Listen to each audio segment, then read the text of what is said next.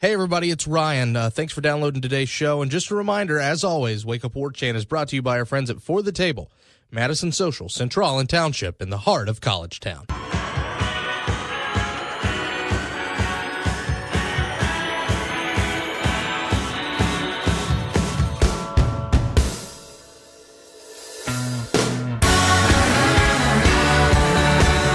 That's right, ladies and gentlemen, from Tallahassee to Thomasville and from coast to Atlantic coast, it's time to Wake Up War Chant here on 97.9 ESPN Radio, and it's a very happy Tuesday morning, December the 19th, to you and yours. You're currently listening to the voice of Ryan Kelly. I'm the director of digital media at warchant.com, and we've got to go because we've got a really busy show for you today. Literally in about 60 seconds, I'm going to play an interview that I did last night with Adrian Crawford, of course, our friend that helps us break down Florida State basketball. The entire back half of the show, almost a full half hour, is us talking with our friend Corey Clark about all things Florida State football. But first of all, we talk a little bit of hoops with our friend Adrian Crawford. 69-58, that was your final score at the Donald L. Tucker Center last night. Florida State gets back to their winning ways, maybe not looking quite as sexy as it did the first 9 games of the season, but Florida State does get a W in their return home. And Adrian, we got a lot to get into, so I'll just get straight to this.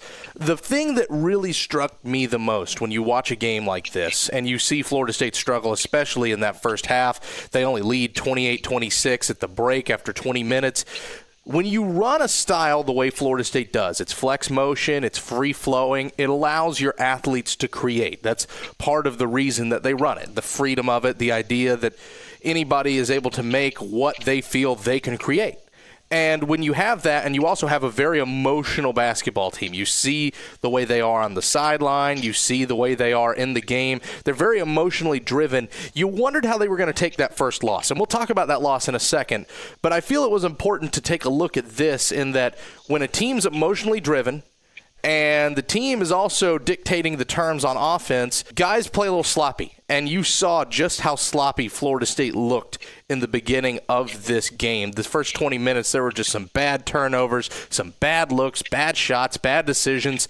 And Florida State gets themselves out of it at the end of this game. From the get-go, this was not the sexiest-looking basketball game from the Seminoles. No, I would agree with you on that. And it was just, I think, but the thing is, I think we'll get to, the Oklahoma State games, but I think it's how they start. See, this team, and we've talked about it a lot. Last time we were on, I've talked about it when I'm on, when I've been calling the games, is that this team has to play together. They can't win basketball games. They're not talented like just in individual spots, even like they were last year, where just from individual spots. And we saw Oklahoma State, we saw tonight, where they come down and the ball's not moving, it's not being crisp. They're coming down one pass shots, drives to the bucket. And I don't care who you're playing against, you're not going to beat teams that way. You're not going to beat teams on a straight line driving to the bucket or pass and shot.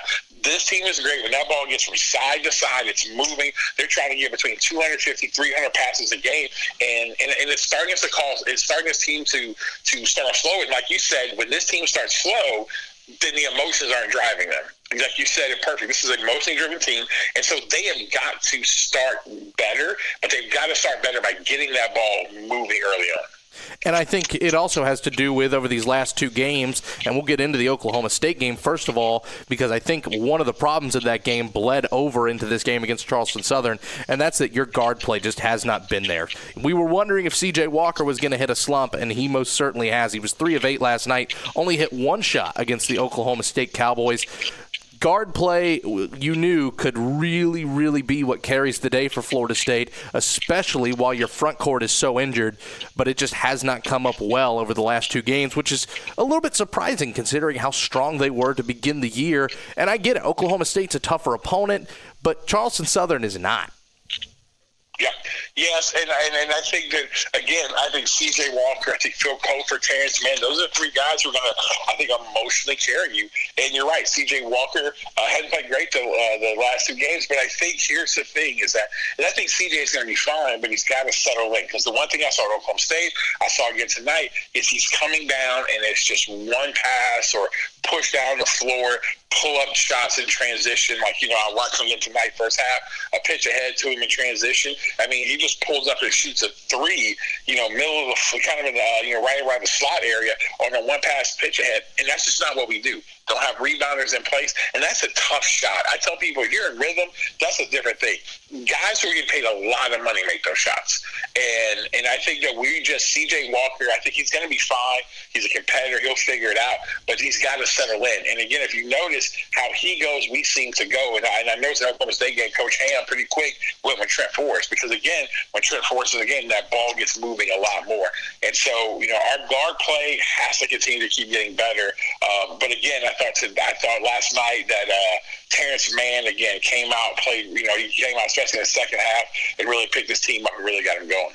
Keeping up with that Oklahoma State game, Adrian, it really seemed like Coach Ham at times shortened the bench a little bit, maybe made it a little bit more of what you expect to see when conference play rolls around, and I didn't always think that was a good thing for FSU. Again, what's funny to me about the game, though, is you look at the box score. Florida State, they get beat at the free throw line, 66.7% to 80%. But again, Oklahoma State only took 10 foul shots. Florida State has that better shooting percentage, 41.4%. Florida State overall out-rebounds Oklahoma State.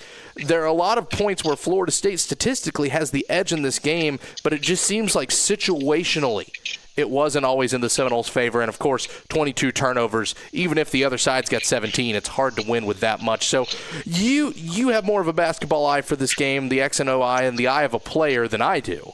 So what do you think were the key causes outside of the guard play we already touched on that really kind of led to that upset on Saturday?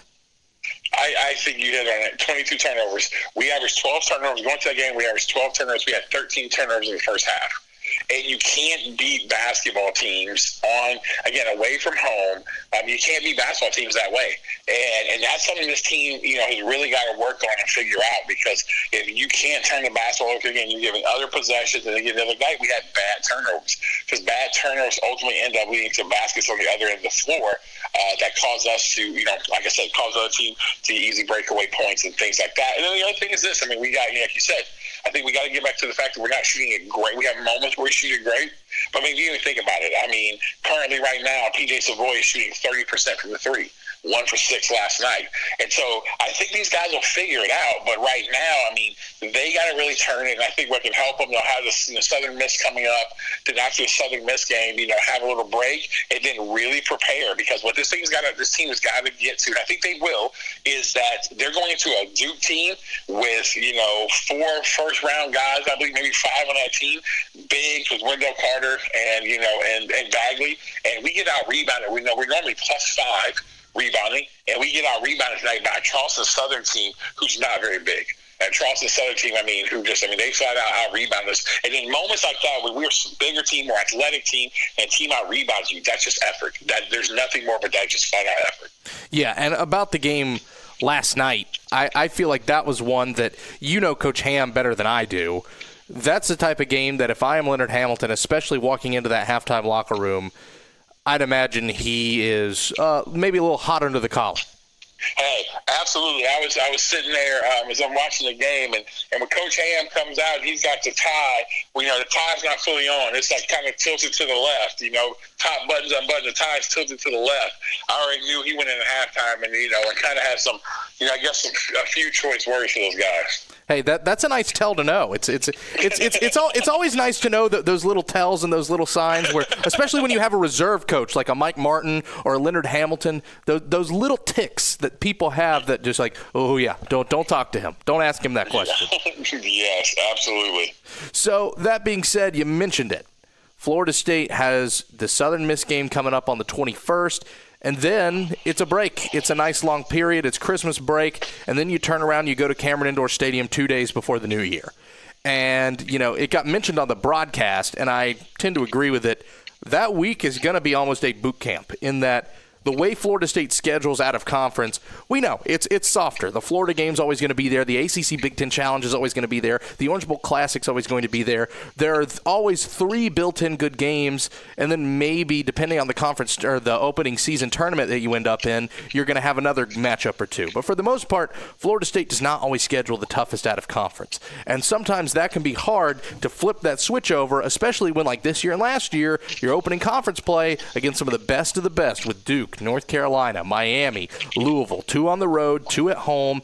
this week of practice after they come back from Christmas break is going to be essentially key, especially because of something that you touched on. For the most part, Florida State has had the length advantage, and they will have the length advantage over most teams. And let's not kid ourselves here. However, they're going to face guys that are longer, that are just as athletic, if not more athletic at times. This is going to be an entirely different animal, and I think if you're Leonard Hamilton, you know you got to push those buttons and you got to wake guys up after the effort you got last night.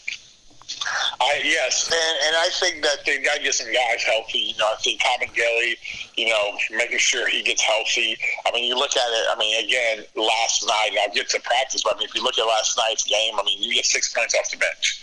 And so it's hard to beat teams if they're really being there. You get 6 points for us, gives us 3 points, and then you have P.J. Savoy who gives you 3 points. And you're only playing 9 guys right now with Kabengele. You have Kamaje out as well. And so I think that getting ready and getting prepared coming up for this Duke team, this week of practice, right after break's going to be a big week. But here's the thing I would say that's a positive.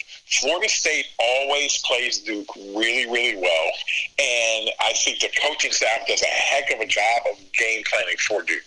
And so I expect Florida State to come out there with an incredible game plan for Duke. So, again, I actually think it plays a lot in our favor to have such a break because, they are already, even though it's Southern Miss, they're going to be prepared to play Southern Miss, but they are already probably preparing, working on some little tweaks to do that again. Ultimately, to go against a Duke basketball team. And I think one of the things they're going to be working a lot on is, I saw it tonight. We've done a really good job. We did it tonight. We did it against Florida, where we're going a little 3-quarter court trap back to a little extended kind of matchup 2-3 zone. And this caused a lot of teams trying to cause Florida nightmares. Florida couldn't make any adjustments tonight, got us back into the game. And I think against Duke, you're going to have to do it because, again, Kamaje probably won't be back. And so, when you're facing those bigs, you got to be ready for that. And I think they're going to also, you got to be ready for that. And I think you're going to also be working a lot of ball screen stuff because, again, Duke and ball screen stuff, and we're going to be trying to get a lot of shots up. Because if I'm Duke and I'm watching this game, I'm zoning us. Because right now, we're not shooting the ball great from the field. And that plays into Duke's hand because if we because Duke doesn't do it when you play both those bigs and they have to get in ball screen situations. It's just it ends up being a problem for them. But I think that if we can get prepared and get ready over that week and have a good game plan, I think it's going to be let me tell you this. My father, was a coach for 30 plus years. He used to always say this: is that this Christmas break practice time when school gets out, you practice, you play, you go home, you come back. It's probably one of the most essential times of the entire season because this is kind of your last time that you have a big, long, extended practice period. So coming up after this Christmas break. So it's going to be essential for the Noles to get some good time in the gym. And it's also just the last time that you get to give your body rest and get a little bit on that break, not have that action all the time because people forget basketball. There are some weeks where you're going to be playing 3 games a week. There is pedal to the metal, nonstop.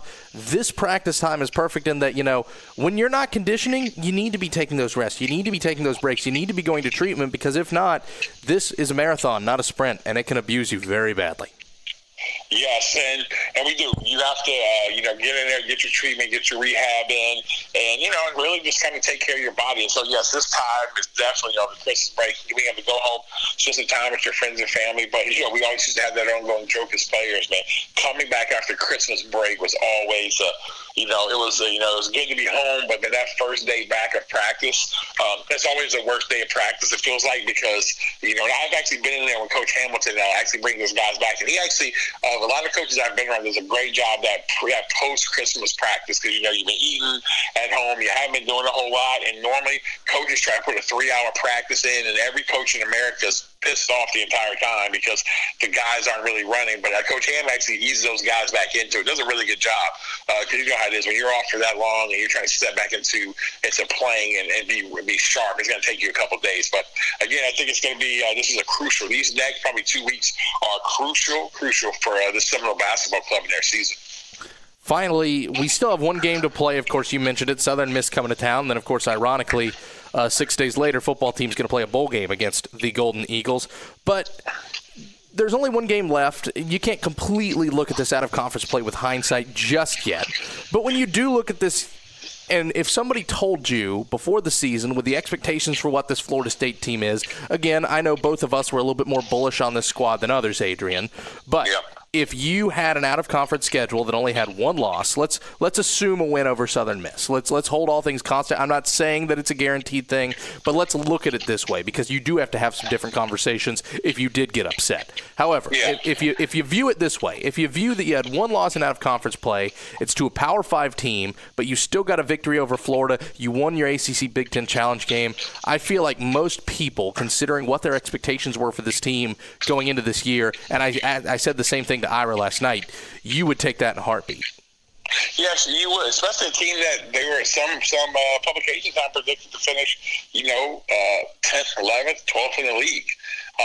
And so when you're talking about that to a team who's starting off, I mean, realistically probably will end up being 10-1 and going into a Duke game. I think any Seminole fan, I think that, the hope and goal, I believe, for the coaching staff is actually for them to be 12-0 going into the Duke game. But again, you're going to look at, taking a 10-1 record into a Duke basketball game before you hit this ACC gauntlet is really big. And I think that these guys need to finish off well against Southern Miss, have a good week of practice, because again, you got those first 4 games of a gauntlet.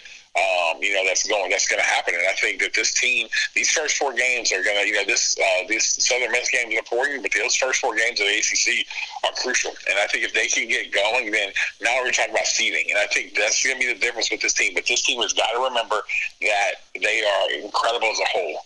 There's not one individual guy that's just great. They're great as a team. And when they're doing that, they're going to be good. And I think, C.J. Walker, Savoy, those guys, they'll figure it out, and they'll get themselves better. And again, I think that we're going to make a nice little run coming up. Terrence Mann's a good player. M.J. Walker's a good player. There's a lot of good players on this team. You mentioned something, and I wanted to ask you and follow up here. There's a lot of good players on this team. I don't know if there's anybody that's, super elite, that when you're making your list of the top 25 players in the country, I don't know if a Seminole's going to come up on that list. But I wanted to ask you, considering the way they play together and emotionally, is this a team that, again, I'm not saying this team's bad, but is this a team that is more than the sum of its parts? I would say, yes. I think that you hit it on the head. I think that, Terrence Mann is a guy, I think, creeping on some people's draft board. I think everybody talked about M.J. Walker. They don't think, most guys will say he won't be a 4-year player. He's maybe a Millie Beasley type, maybe not a 1 year, but a 2-year guy. But again, I think that this team, they're just collectively good together. I think they've got really, really good pieces. And again, you're playing college basketball. I think sometimes people forget this, is that you're playing college basketball, so you need really good college basketball players. Sometimes people think you just got to have all pros. But let me tell you, last year, North Carolina won. They had guys who were McDonald's All-American, but they had good college basketball players. I don't know if that Carolina team last year is going to be great pros on that team, but they're really good college basketball players. And that's the difference between college and the NBA, is that you can have a good team and still win compared to the NBA. You got to have a superstar. And I think this Florida State team, if they can just stick together, they can continue to just believe in one another, trust one another as they're playing basketball. I think they got a chance to still, like I said, I'm still on the train. I think they got a chance to shock some people. Adrian, great as always, my friend. Let's talk soon. Yes, sir. Thank you. All right. Wake Up War Chant rolls on after this. 97.9 ESPN Radio, brought to you by your friends at For the Table.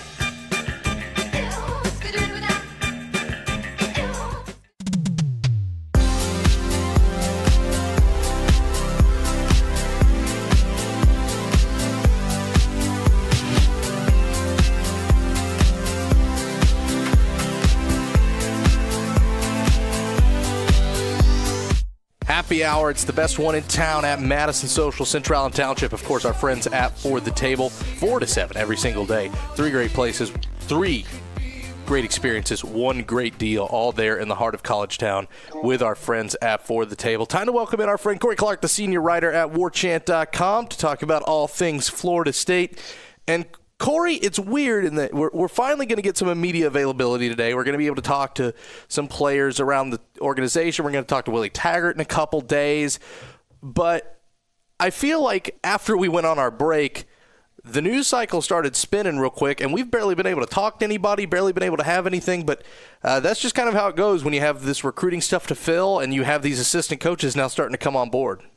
Well, and none of it really becomes official, especially with the assistant coaches. You hear things, you hear rumblings and grumblings and all that, but until these teams maybe play their bowl games, a lot of these coaches, we're not going to know who they are until maybe even after Florida State plays its bowl game. So yeah, it's kind of hard to find the news. It gets kind of quiet, but obviously this time of year it's recruiting. And with this crazy new signing period, I think that's where most of the attention's been, certainly on War Chant, but then just in the fan base too. Once Taggart came on board, I think everybody turned their eyes to recruiting and what if he can salvage this class. Well, and I think you're absolutely right. And I think it ties into something that you wrote last week that we didn't get a chance to touch on since we had those couple days off. But I did want to touch on it really briefly.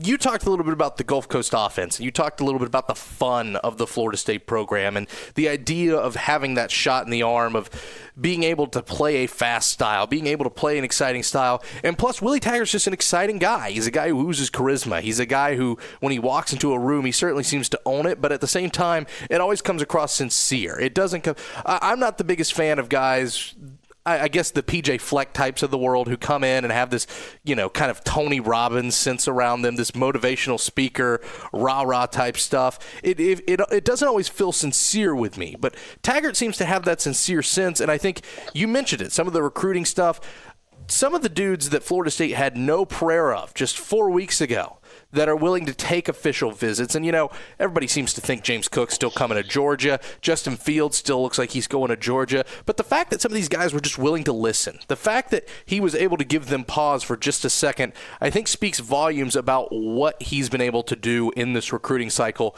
so early. Maybe not completely win some of these battles, but at least give Florida State a fighting chance where there really didn't seem like there was a lot of hope with some of these guys just a couple weeks ago. Well, yeah, and you mentioned sincerity. To be honest with you, it doesn't matter if you think he's sincere or if I think he's sincere or if fans think he's sincere. If the recruits think he's sincere, that's the key to the whole thing. And apparently we've heard it, we've known it for years. He's just a fantastic recruiter. He connects with those players, and that's a big deal. So yeah, I mean, you see that kind of paying off in a big way. And again, yeah, Fields probably isn't. He's not going to be coming to Florida State most likely. That's too late in the game to get on him. But that's a big deal. That's a big deal to show other recruits. Hey, man, James Fields even listened. Justin Fields, sorry, Fields even listened to us. And that Florida, he's selling a brand and he's selling himself. And when you're selling the Florida State brand, that certainly helps. But Taggart had a great class going at Oregon, which never has great recruiting classes. So that just kind of tells you what kind of guy he is on the trail. Keeping on with the theme of the piece you wrote about the Gulf Coast offense and the excitement factor, more on the field stuff, Corey, I think it's exciting for fans who've waited so long, especially at the position of wide receiver, to see guys be able to step in and contribute right away. Heck, you didn't even get a wide receiver that you knew was brought in to be a specialty punt returner till late in the year last year. The fact that some of these young guys are going to be able to contribute right away, if it's got the fans this excited, one can only imagine how excited it's got some of these young players that have come in and have been waiting for, I'd imagine, what some of them think is an unfair amount of time. Well, yeah, I mean, it's been well documented how little freshman wide receivers have played at Florida State, and sometimes it takes till midway through their sophomore year to really get involved in the offense, and that's been well documented. I think, Taggart talked about lethal simplicity and all that, and it is much simpler offense. That doesn't mean it's easier to defend. It's just simpler. Because quite frankly, Florida State's offense, Jimbo Fisher's offense, when it's going well, when it's coached well and it's executed well, it is a really hard offense to defend. But how many times was that happening since Jameis Winston left? So I think that gets people fired up. But more than anything, the wide receivers getting on the field is great. But also, they just run so many more plays. I wrote that piece last week, and over the last 3 years, Willie Taggart's offenses have the ball almost 2 hours less than Jimbo Fisher's offenses, but ran something like 250 more play, or ran like 160 more plays and scored like 250 more points than Jimbo Fisher's offenses in that same span. That's nuts. That's nuts that Florida State was so slow. And especially when you have more talent than the teams you're playing, it really doesn't make sense. I kind of equate it to North Carolina basketball. People can make fun of Roy Williams all they want and say he's not the best X's and O's guy. Well, he's got a national championships because what he does is he recruits really good players and speeds up the game. More possessions, for better players usually means the better players will win. That's just how it works. And at Florida State, when you shorten the game, you have – now maybe it wasn't the case this year because they had a freshman quarterback and it wasn't a great offense. But when you shorten the game and you equalize the game and you keep Duke and Wake Forest and teams like that on equal footing with you because you only got 8 possessions in a game, 8 or 9 possessions instead of 12 or 13. And at Florida State, when you get 11, 12, 13 possessions, well, chances are if you score on 5 of them, well, now you're looking at 30, 35 points, and that's an okay game. So I just think that's what excites people the most. You know, they remember the fast break offense around here with Charlie Ward, and then after that, you know, Chris Winkie, and I mean those teams were snapping it every 15 seconds, and they just wore teams down. By the time the fourth quarter came around, nobody could cover any of those receivers, and the game was out of reach. And it's just been such a grind the last 3 years, not just how slow the offense is, but it has been slow. But every game comes down to the final possession, it seemed like. There were never any easy wins. It just every game it was 23-16 or 24-16 or 31-23, where it always seemed to come down to the final possession and having to get one more stop. And quite frankly, Charles Kelly's defense wasn't very good at getting that one last stop. Well, now if you get more possessions in a game, when you have better players, you can extend the lead instead of just trying to protect it at the very end. So I think people are really excited about the prospect of that too. Just more plays, more snaps, and it should equate to more scoring. And here's the thing to me, Corey. There's so much talk. And Jimbo Fisher, yes, one of the biggest credits and check marks he'll ever put on his list is that he's a quarterback guru and that guys want to play quarterback for Jimbo Fisher. But here's the thing. When Jimbo Fisher does not have a guy who's been in his system for a couple years, it doesn't yield the best results. You look no different than from when Jameis Winston left, 2015, 2016, 2017.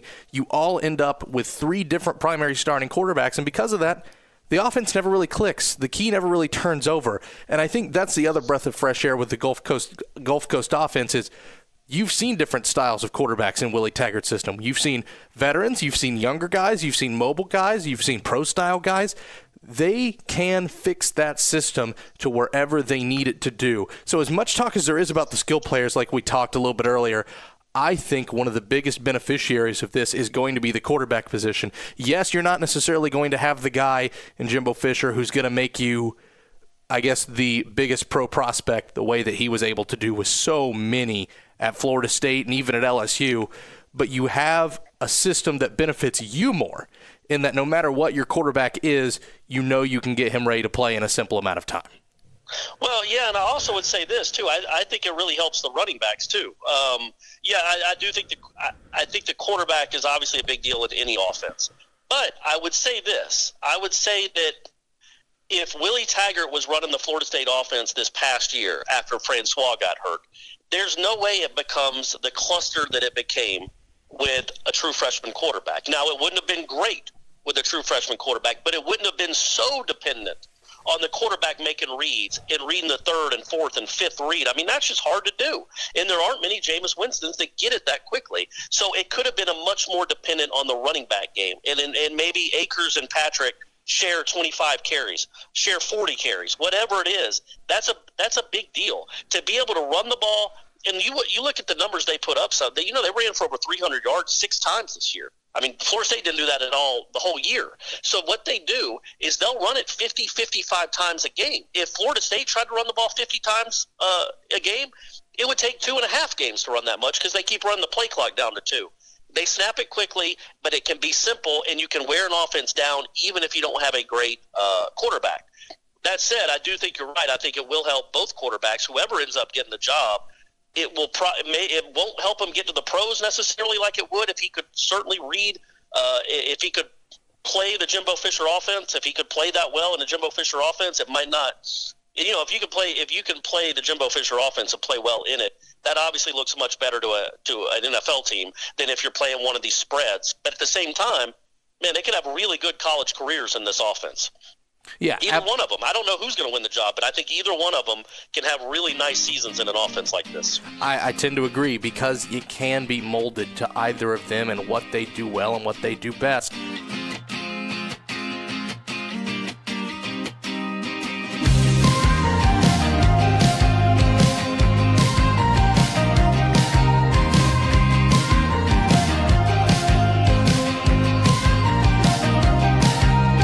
All aboard the Taggart train! I'm really excited about FSU football and the Willie Taggart era. Did you hear there's also a new era happening at warchant.com? Did Warchant get a new coach? No, but they did get a star player. Corey Clark is joining the team. Between Gene Williams, Ira Scheffel, and Corey, that's nearly 50 years of experience covering the Seminoles. Glad I finally took advantage of that 30-day free trial offer and subscribed. And now you get the added bonus of reading Corey Clark's insight into the Noles. Warchant.com, your ultimate Seminole sports source.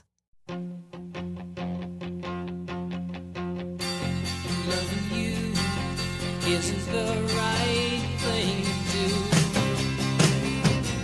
And how can I ever change things that I feel? All right, welcome back to Wake Up War Chant 97.9 ESPN Radio. Now time to continue our conversation with Corey Clark, the senior writer of warchant.com. You look forward to seeing what this team and how this team energetically looks in this bowl game against Southern Miss, which, by the way, is just a little over a week away. It doesn't really feel like it because everybody's been so quiet about it, and I understand it. It's the Independence Bowl, but two guys are going to be very, very quiet about it, and that's Derwin James and Josh Sweat, who aren't going to be playing in this bowl game. I know you've got a piece coming up on this on War Chant today, if I'm not mistaken, Corey, and it's the idea that these guys are starting to skip this. And when Leonard Fournette and Christian McCaffrey did this last year, when they sat out the Citrus Bowl and the Sun Bowl, there was talk about, is this going to become a trend in college football? And I don't know if it's going to become a huge, widespread pandemic, but I will say this.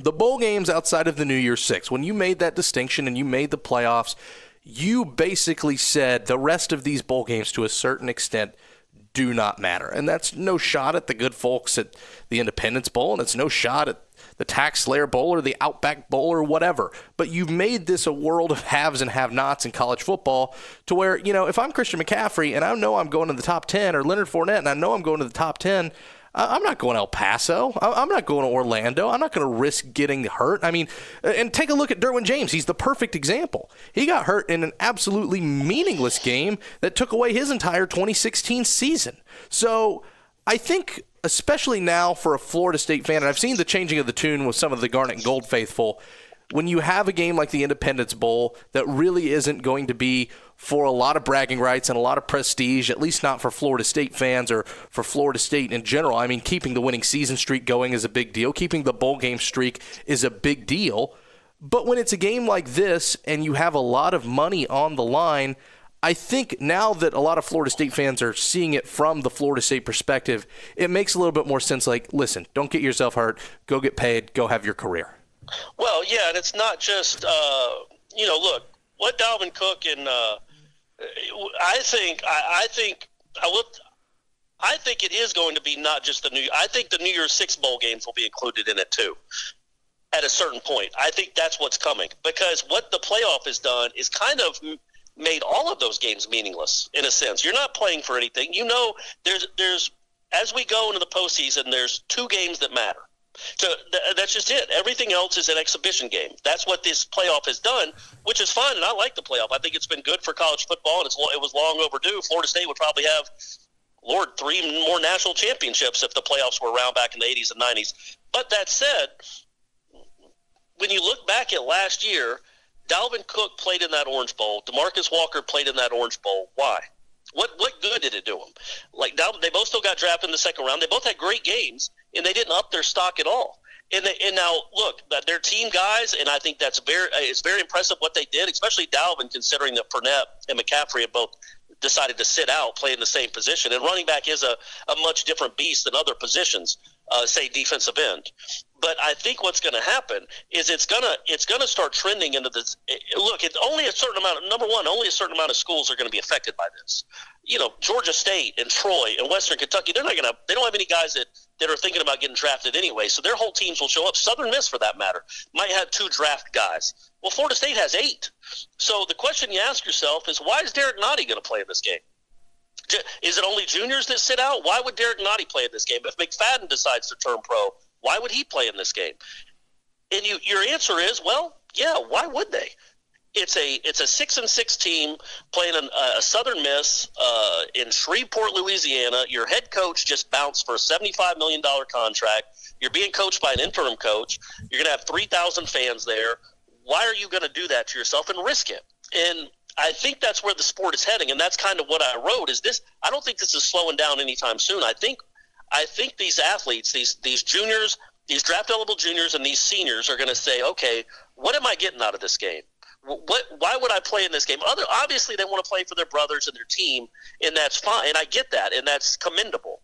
But at the end of the day, is it smart? Because McCaffrey and Fournette were both drafted in the top 10. So the NFL certainly didn't turn the jaundiced eye to them deciding not to play. Like, hey, they let their teammates down. The NFL didn't care. They were both drafted in the top 10. So what's the reward? The risk certainly outweighs the reward. Derwin James is going to be a top 10 pick whether he plays against Southern Miss or not. So you understand why risk it. Why risk it? I mean, he got hurt against Charleston Southern last year, like you mentioned. So why risk blowing up a knee, breaking a leg, not being able to go to the combine to play Southern Miss? But if Derwin James, the first-round pick, does it, well, Josh Sweat, the third or fourth-round pick, is like, you know what? That's still a lot of money if I'm drafted in the third round. Why would I do that to myself? Why would I risk it? And then Derek Nottie says the same thing. And then down the line it goes. That's where I think it's heading. And I don't know what the answer is. I mean, I really don't. I think, I think they're going to start having to let they're going to have to let kids that are redshirting make them eligible for bowl games. I think that would help. But other than that, man, I just think this is going to be keep trending this way because there is so much money in the NFL, and quite frankly, these college football coaches are making so much money that these players are like, man, I got to get mine while I can. I can't risk it because my millionaire head coach gets a bonus if we win a bowl game. I need to look out for me. I need to look out for my family, and I think that's going to be the trend as we move on, which I'm not a huge fan of. I think it's bad for the sport, but I think it's good for the players, if that makes sense. And I think you're right in that the domino effect of that playoff is you needed a college football playoff. You needed something to establish a New Year's Six and establish the college football playoff, and you needed a system that kept the bowl games in touch. However, you're also right on the idea that for what this does to bowl games, what this does to one of the things that is the absolute fabric of college football, you can't fault the players for what has happened over these last couple of years. You can't be mad at these guys protecting their investment, especially when you mentioned it. You took the words right out of my mouth. I was going to make that point. The idea that these coaches get these insane bonuses and these coaches can leave anytime they want penalty-free and pick up with a new job anytime they want, where these guys have to sit out a year, they have to go to a combine, and they have to sit through all these processes and go work out for all these teams. They have to go through all this process. When a coach can do that, you get it from all sides to where there's going to have to be something to make these bowls more attractive. There's going to have to be something to make these bowls better to watch. I believe it was the USA Today did an article a week ago. I think it's 13 of the bowl games are now owned by ESPN Events. They're literally owned to schedule airtime. They're literally owned to put programming on during the bowl season, and you've got to make this product more attractive because right now we talk about college football versus the NFL, and we talk about how college football, because of the offenses, because of the crazy games, because of the different systems and the personalities, is a far better product than the NFL at the moment. However, the bowl games, usually one of the things that is considered one of the best parts of the college football product, outside of the New Year's Six and the college football playoffs, and even then, a lot of the playoff games we've gotten over the 3 years we've had the playoff have not been great. Right now, the postseason, I could argue, is the worst part of college football. Well, and it's getting more. Yeah, I agree with you, and it's getting more and more in that direction. Where again, it's like there's only two games that matter. Well, three if you count the championship game after the semifinals. But that's where you are, where there's only three games that matter, and that's kind of what the players are seeing. And I don't know what you can do. I don't know what can make it more enticing for the players to play in these bowl games instead of less enticing. I don't know if you give them a cut of give the players a share of the winnings, like give the winning team more money and start sharing that with the players. Because I'm not necessarily talking about, I'm not trying to make the point that players should be paid.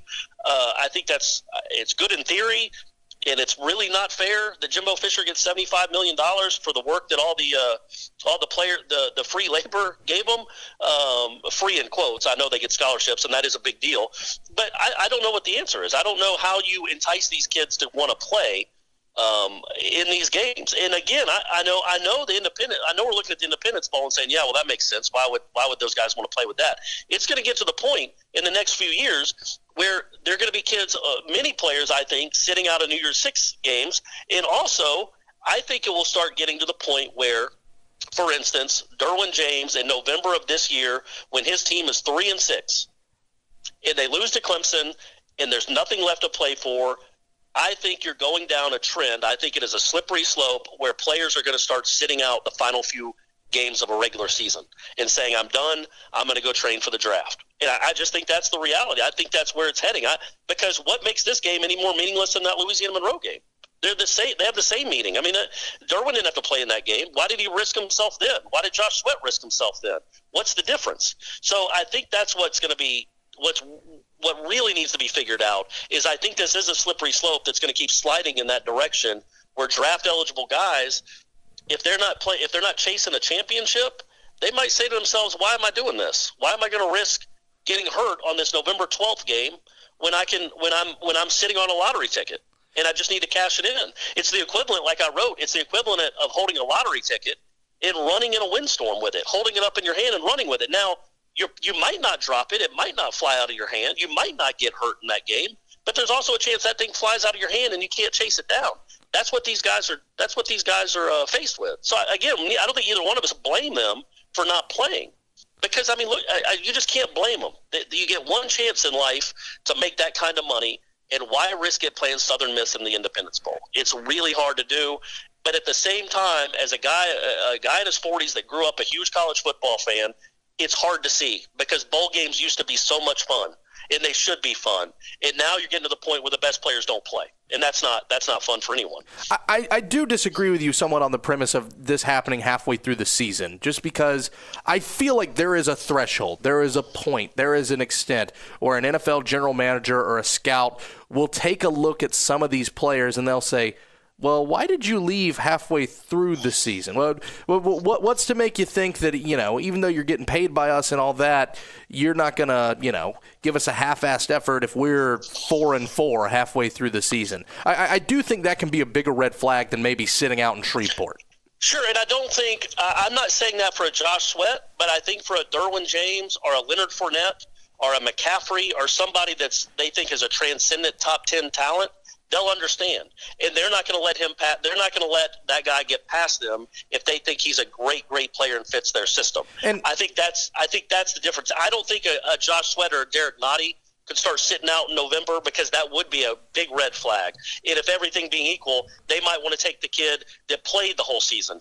But if everything's not equal, man, if Derwin James is available and he said, look, we were 3-6, I had a bit of a calf issue, whatever he wants to say, and I just wanted to get ready for the draft so I could be a great NFL player.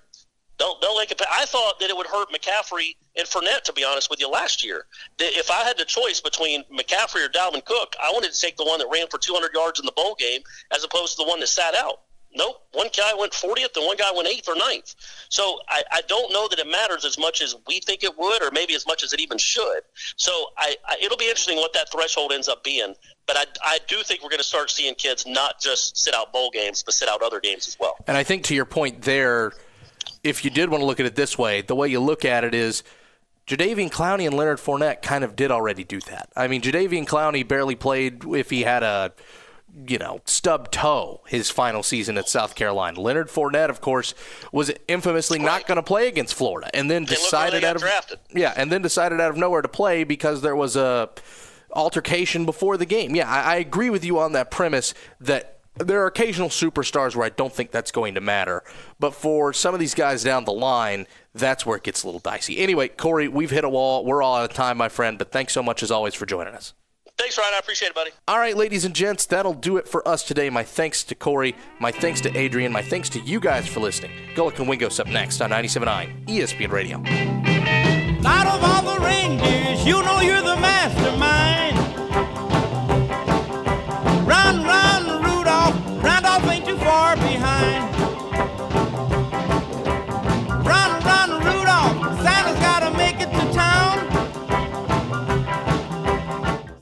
WarChant.com is the ultimate inside source for FSU football and recruiting.